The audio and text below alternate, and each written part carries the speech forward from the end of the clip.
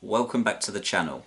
Today I'm going to be talking about how you can fix your focus using a technique called Pomodoro. Let's get into the video.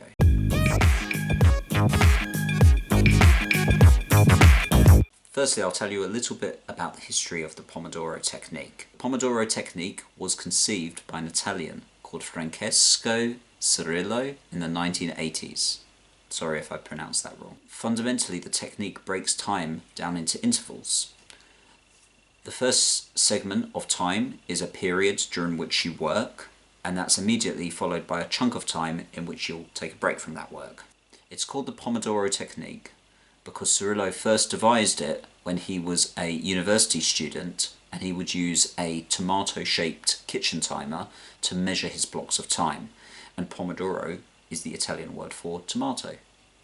So why is Pomodoro such a helpful technique for people? Well, Pomodoro is helpful because it utilizes the brain's natural ability to focus for short periods of time, and it helps maintain productivity for a longer period by putting in those strategic short breaks. Pomodoro is also really helpful at beating procrastination because it creates a sense of urgency. It's really interesting. When I do my working day, 9 to 5, I always find that suddenly in the late afternoon I will become extremely productive, usually about 4 p.m. And I know that's usually because I only have an hour left of my working day. I know Karen's usually coming home, we're going to have dinner, and I only have a limited amount of time left to complete my tasks. So naturally, suddenly, I am super focused on getting that done. Whereas in the morning, for me, I experience the complete opposite. I've got loads of things to do on my to-do list, but I feel like I've got lots of time, and I'm like, oh, I'll just have a coffee, then I'll get on with that.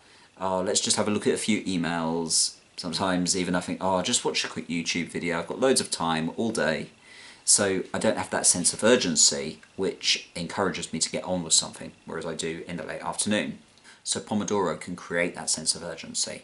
Even the very action of setting the timer, especially if you're using a manual timer that you need to wind, can signal to your brain it's time to work and create that sort of artificial sense of urgency. You don't actually need to use a manual timer these days though. There are many apps which you can install on your phone or your computer, which will do the timer for you. I use a timer on my phone where you collect raindrops throughout the time you're focusing, and you can then later use the raindrops to grow plants, which is fun.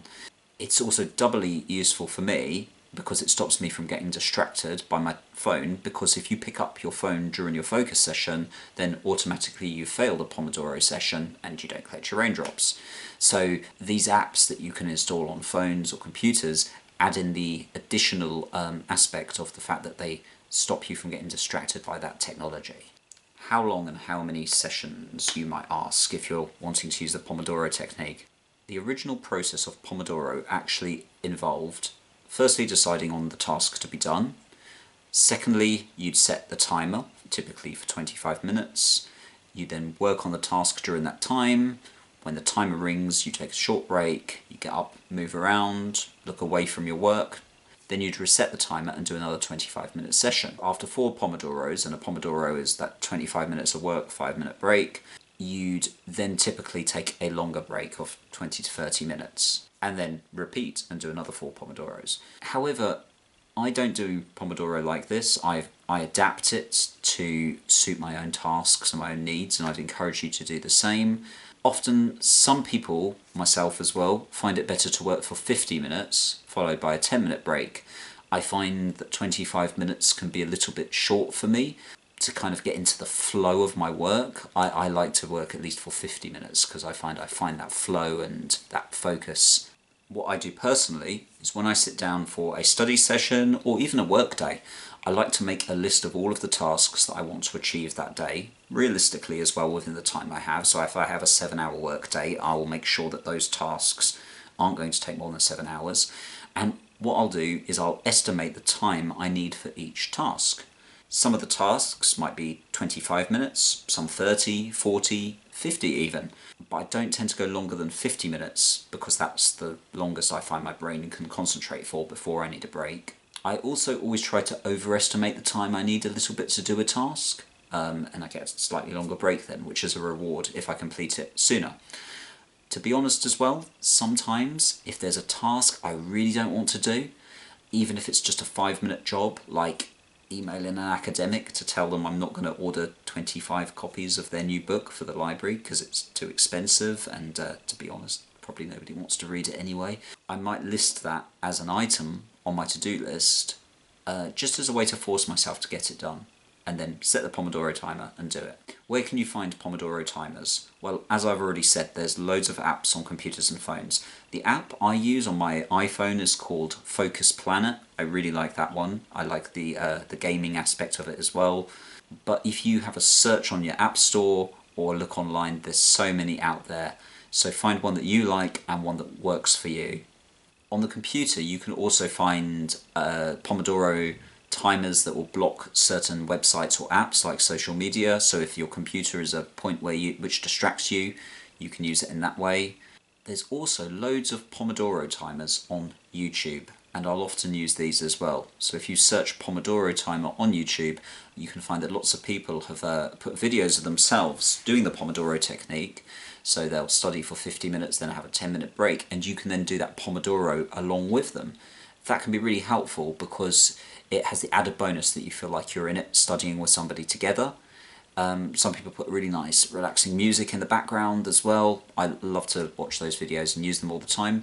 But don't forget as well, if you have a group of friends and all of you want to study together, you can always do a Pomodoro study session together in your library. Set your timer, or sit and agree that you're going to work for a certain period of time and then take breaks together. And that's a really good way to be motivated and encourage each other as well. I really would encourage you to have a go at this technique if you are struggling with procrastination and just getting started with tasks. It honestly, when I was doing my master's degree in librarianship, it was a distance learning degree. I didn't have any deadlines, which was a struggle for me because when I was an undergraduate student, I always had a deadline, and that's a great motivating factor. So for me, discovering the Pomodoro technique was an absolute game changer. It just helped me to get focused for short periods of time, know that there's a break coming, and really get myself into the zone for completing my work. So please, if you decide to give Pomodoro a try, do let us know down in the comments. Let us know what you thought of it, how it went, and also if you discover any great apps that you'd like to recommend to other people or to us, please leave that in the comments down below as well. Thank you again for watching and for supporting our channel. Please, if you're enjoying some of the content we're making, do like and subscribe. Take care everybody, and I'll see you in the next video.